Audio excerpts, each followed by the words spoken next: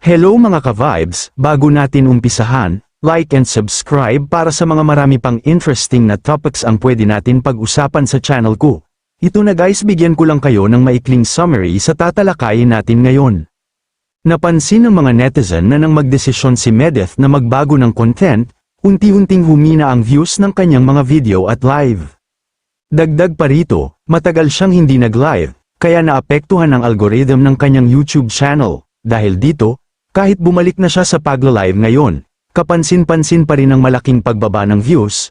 Marami ang nagsasabi na kahit walang masyadong agenda ang live, mas mabuti sanang tinuloy-tuloy niya ito at hindi pinabayaan, pati na rin ang regular na pag-update sa kanyang araw-araw na activities.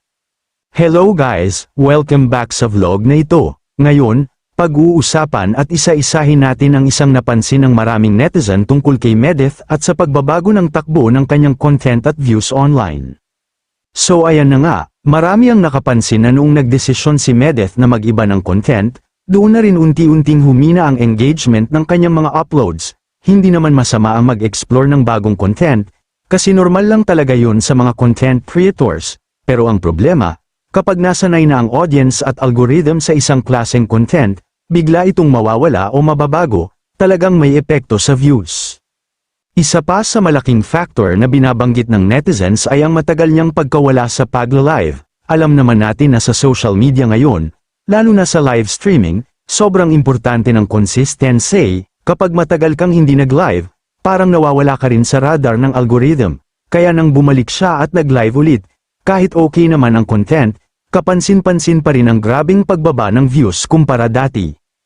Marami ring nagsasabi na sana kahit sa live man lang ay hindi niya pinabayaan, kahit wala raw masyadong agenda o topic ang live, okay lang yun, kasi minsan, mas gusto pa nga ng viewers ang simpleng kwentuhan lang, casual updates, o simpleng pakikipagkulitan. Ang mahalaga, nakikita ka nila at nararamdaman nilang present ka.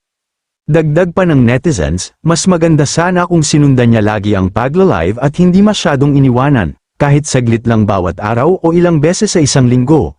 Malaking tulong yun para manatiling active ang account at manatiling buhay ang connection sa followers. Isa ring suggestion ng marami ay ang regular na pag-update sa araw-araw niyang activities, hindi kailangang bongga palagi, kahit simpleng ganap lang sa araw, behind the scenes, o quick updates. Sa ganitong paraan, tuloy-tuloy ang engagement at hindi nawawala ang interes ng audience.